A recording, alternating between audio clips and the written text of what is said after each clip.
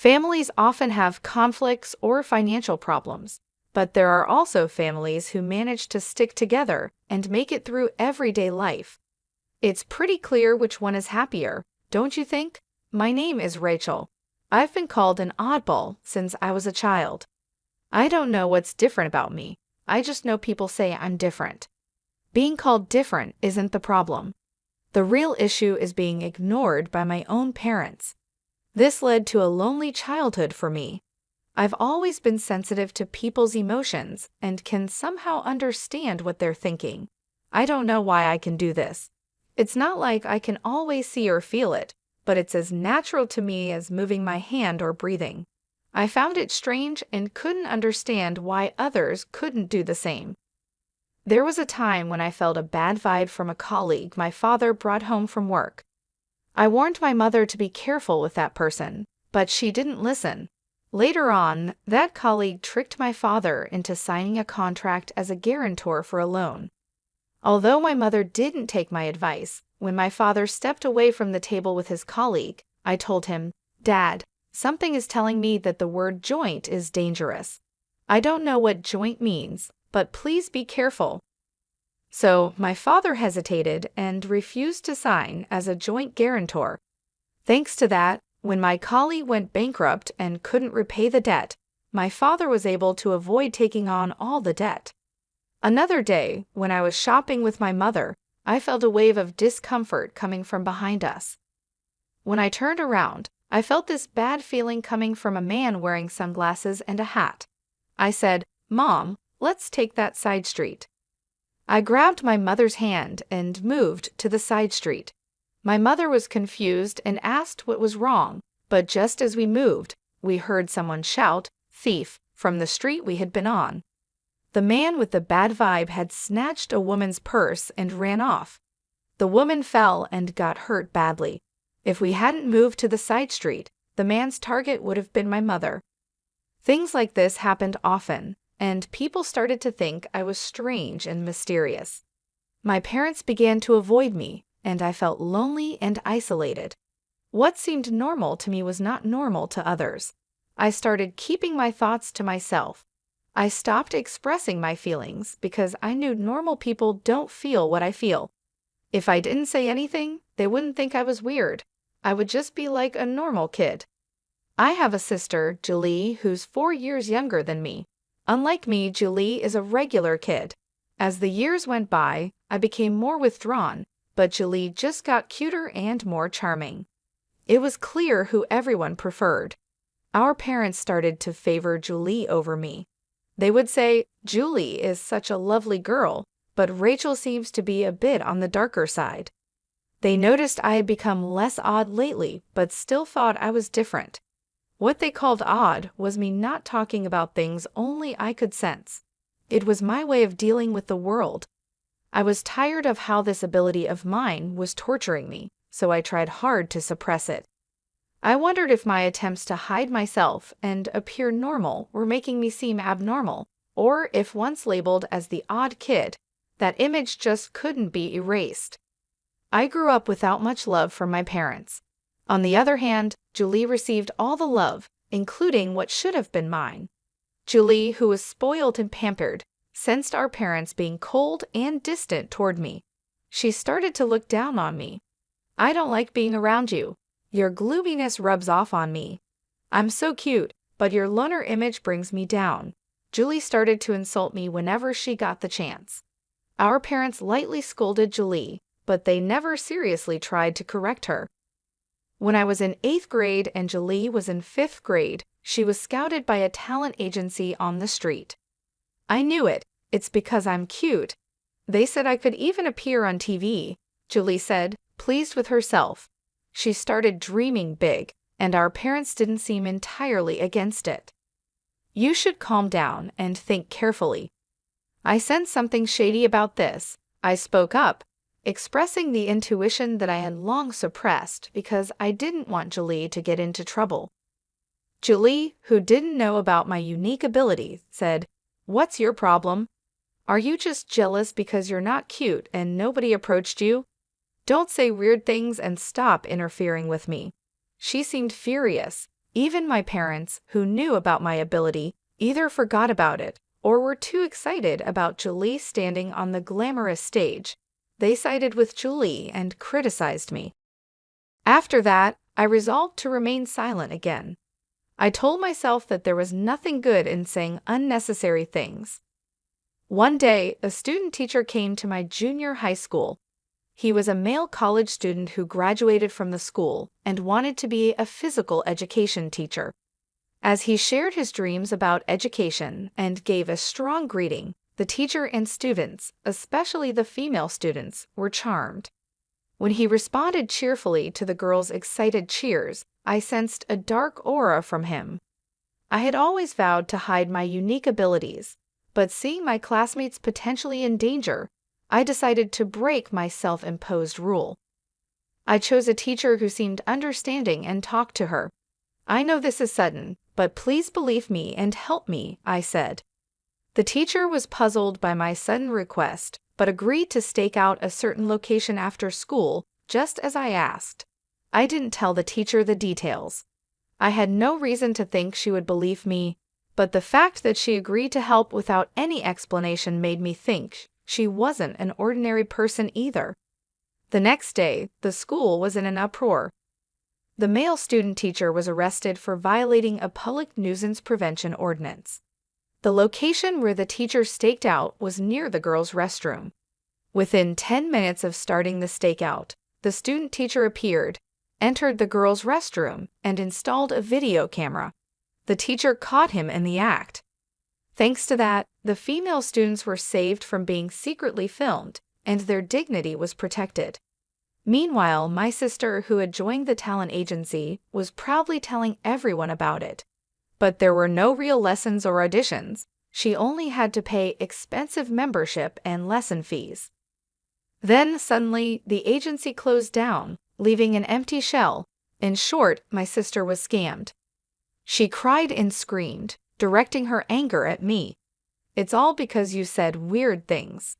My future is ruined, and it's all your fault." It didn't make any sense, but my sister seemed to truly believe it.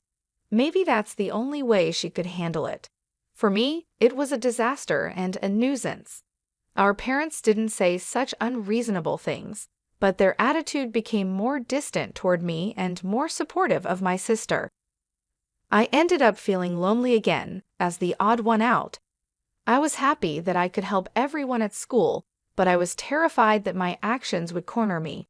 That's when I received a call from the teacher who had listened to my story, asking me to come to the staff room. Worried that I would be labeled as strange again, I opened the door to the teacher's staff room. "You knew something like that was going to happen, didn't you?" The teacher asked me in a low voice, without any preamble. Thinking there was no point in pretending, I gathered my courage and told the teacher about my mysterious power. "I thought so. I know there are very few people like you," the teacher said. For the first time, someone showed understanding for my situation. The teacher said they knew someone with a power like mine, and that's why they could understand. Actually, that person is my aunt, and I've been listening to her stories for a long time. "You must be worried about a lot of things because of your power. Maybe getting advice from someone who's been in your shoes will help clear your mind." Saying that, the teacher introduced me to the person. The person looked at me with kind eyes and said, "It's natural to be worried, but you don't need to suffer." I was drawn to their gentle yet deep eyes that seemed to see through everything. The person's name was Hannah, and she had the same kind of power as me since she was a child. She had experienced a lot of struggles and hiding herself throughout her life. The stories from my senior who had gone through the same experiences helped me release my worries and doubts. From this day on, my interactions with Hannah began. I called Hannah my mentor, but she just gave a wry smile and said, "Please don't." Thanks to Hannah, or rather my mentor, I changed. I had been living my life quietly, trying to stay unnoticed, but as my awareness grew, I gradually began to live a normal life as an ordinary girl. However, since the incident with the talent agency, I haven't been able to reconcile with my sister. If anything, it feels like we're drifting apart. it's become normal for her not to talk to me, and when she does, it's just to complain or insult me for no reason. I often have no idea what triggers her mood switches. My power couldn't predict my sister's emotional changes either. Just because you got into college doesn't mean you're all that.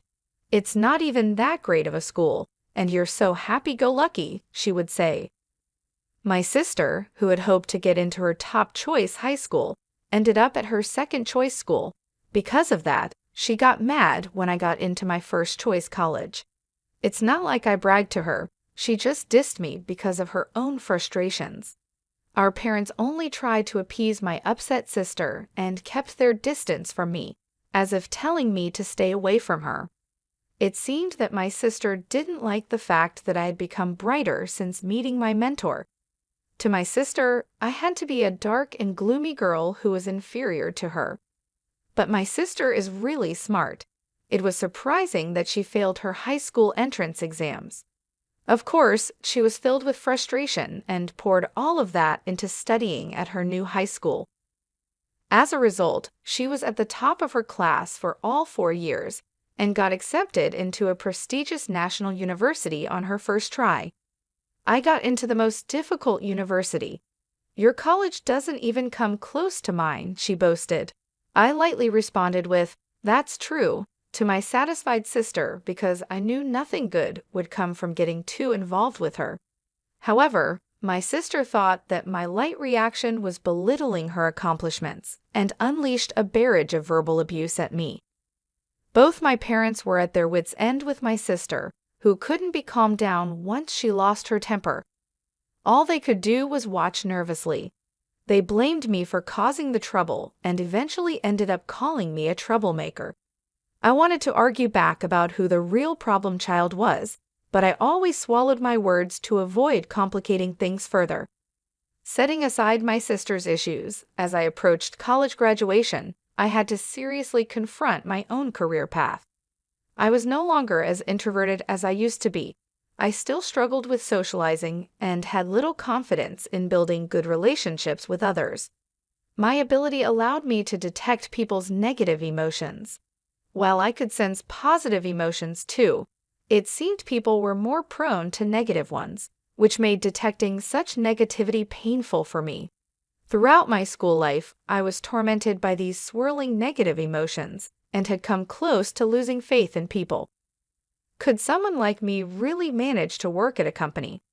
I decided to consult my mentor about this dilemma. I wanted to learn how she had overcome similar issues, as I was sure she had faced them as well. I have experienced the same worries as you. Maybe you should consider doing the kind of work I do, she suggested. My mentor used to work as a fortune teller and a counselor, helping people resolve their problems. She could use her abilities to their fullest extent and contribute to the world and people around her. Also, she was able to work freelance, which meant she didn't have to belong to any organization. This way, there were fewer chances of getting entangled in human relationships or being affected by other people's emotions. "It's the perfect job for people like us," she said. Encouraged by my mentor, I decided to pursue the same line of work. She taught me everything from how to do the job to how to acquire clients. Nowadays, thanks to the internet, it's possible to work from home without any issues. When I told my parents and sister that I would not seek employment after graduation and work from home instead, they responded, "What's that? What kind of job is that? Seems so dumb. You'll be home all the time. At least make sure to do the housework. Can you even make a living doing that? How will you cover living expenses? Well, as long as you contribute to the household, do whatever you want." While I expected such a response from my parents, it made me feel a little lonely that they didn't support me more. I felt sad thinking about their demands for housework and money. My mood darkened, and so my life working from home began. At first, I didn't have any job requests and struggled day by day. But with my mentor's help, I gradually got the hang of it and started to make a living. For about a year, I couldn't contribute financially to the household, so I focused on doing the housework.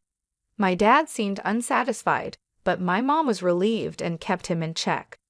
After about a year, when I finally started contributing financially, my dad mocked me by saying, "Oh, finally, you're able to earn some pocket change, huh?" But I could tell he was actually quite satisfied with the money. However, even though I was contributing, the amount of housework I had to do didn't decrease, and our lives remained unchanged. Then, after another 3 years, my sister graduated from college and secured a job at a foreign company. Unlike you, I'm an elite. You're just unemployed, living at the bottom of the barrel.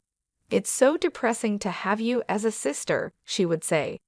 My sister, who had successfully landed a job, started to belittle me for working from home. "What are you even doing working from home? That's just like playing. You're nothing more than a parasite living at home." At times, she'd say, "It's really weird not to work outside. I'm working hard, earning everyone's respect, and now I've been promoted to team leader. My pay is going to increase, and I'm probably earning about 5 times more than you. There's no way a homebody like you can earn that much."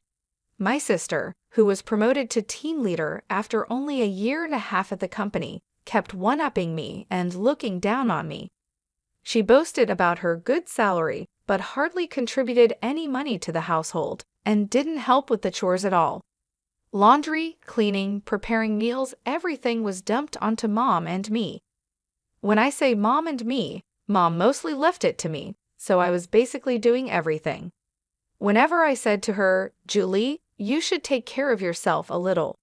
You shouldn't just spend all your money on fun.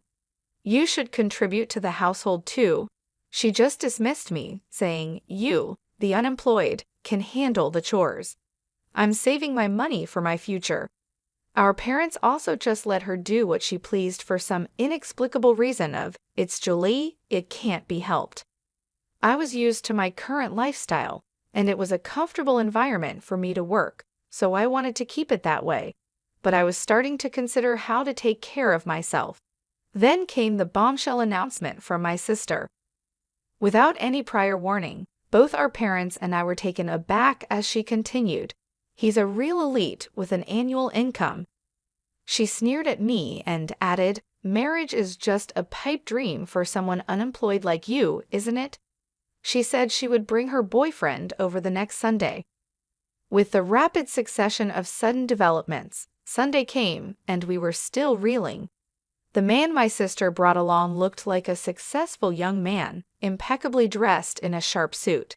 "Nice to meet you. My name is Jack," he said. "I would like to ask for your permission to marry Julie," Jack said, greeting us properly and showing good manners. "Isn't he wonderful? Just as I said, I'm going to be so happy with this man," Julie gushed. "So Jack, what do you do for a living?" Dad managed to ask, clearly impressed by Jack's presence. "Yes, I'm currently training at a company that my father knows," Jack replied. We were puzzled by the word training, and then Julie said gleefully, "His father is the president. He's training now to take over the presidency in the future." My sister seemed over the moon about becoming a future president's wife. Afterward, we had various conversations, and Jack left stylishly. There were a few things that made me raise an eyebrow during the conversation, but my parents were thrilled with the high-status man. However, I felt an inexplicable dark shadow from that seemingly refreshing and good-natured man, Jack. It was something only I could sense, so I didn't know how to explain it. I could no longer remain silent, fearing that marrying a man with hidden issues would make my sister unhappy. "Julie, you've only been dating him for less than 4 months. You might want to understand him a little more before deciding to get married," I cautioned, driven by a strong gut feeling. "Sis, he's an elite and a future CEO. You won't find anyone better than him." "Oh, I see. You're jealous, aren't you? You're bitter because you're comparing your life to my happy one." "Poor jobless sis," she retorted. Even our parents got angry at me for interfering with Julie's happiness. "You're just unemployed, so at the very least, stop interfering with your sister's happiness," they said. It was clear that our parents were hoping to secure a comfortable old age by marrying Julie off to a wealthy man. Frustrated by my inability to effectively communicate my concern about the dark shadow I sensed looming over Julie, my head was spinning. In the meantime, the two got engaged, and a meeting between both families took place. Jack's parents, like him, carried an air of freshness about them, but I felt the same ominous cloud hidden behind them. However, I was unable to convey this danger to my overjoyed sister and parents. Before I knew it, the day of the wedding had arrived. The CEO of our company is attending today's reception. Can you comprehend how much I'm appreciated and anticipated in my company? I guess it's a kind of honor that a shut-in like you wouldn't understand, my sister said gleefully before leaving the house. She always included some derogatory words directed at me. At the wedding ceremony held at a hotel, the couple who pledged eternal love to each other entered the reception hall. Watching my sister, who was beaming with joy, I worried about how long this happiness would last. As my sister mentioned, the CEO made a keynote speech, full of praise for her, which delighted her. Once the speeches were over, food and drinks were served to each table. There were all sorts of delicious-looking dishes, but I started to feel a sense of discomfort. Gradually, I realized that no dishes were being served in front of me. At first, I thought my meal was just late, but other tables were already being served drinks, appetizers, and so on, one after another. Clearly, something was off. Nothing was being delivered to me. People at the same table began to notice this oddity and started whispering among themselves. At that moment, my sister came over to me and whispered into my ear with laughter in her voice. We didn't prepare free meals for the unemployed. After all, it's such a waste to serve such food to a jobless person. You should just eat potato chips at home. Just leave your gift money and go home. This outrageous remark was spoken loudly in my ear, and my ears rang. Jack, sitting at the groom's table, was grinning and nodding. Even our parents, who at first seemed surprised, said, "Well, it's true, Rachel is jobless after all." I was first taken aback, then a wave of anger surged up within me. I never thought you'd stoop this low, sis. Mom and Dad, this is unacceptable. How could you accept such rudeness? My parents just scowled at me, never bothering to reprimand my sister. Fine, I get it. I'm leaving, but don't come crying to me later, I said. You sound like a sore loser, she shot back. Amidst the chaos of this unbelievable turn of events, a man suddenly stood up. Sorry to interrupt. I'm the groom's brother, Larry. My brother and parents are trash, but it seems the bride is even worse. I can't take it anymore, said the man who introduced himself as Larry. He continued, Dad, your company went bankrupt 5 months ago, didn't it? Pretending to still be a CEO is just a scheme to mooch off the bride and her family. Jack will never become a CEO. He's planning to leech off his wife while pretending otherwise. He's unemployed now. Larry's words caused a commotion among the guests, but my sister was the most heated. What do you mean you lied to me? What do you mean unemployed? She demanded, her face turning from red to blue, her eyes welling up with tears. Our parents, their assumptions proven wrong, began to yell and curse.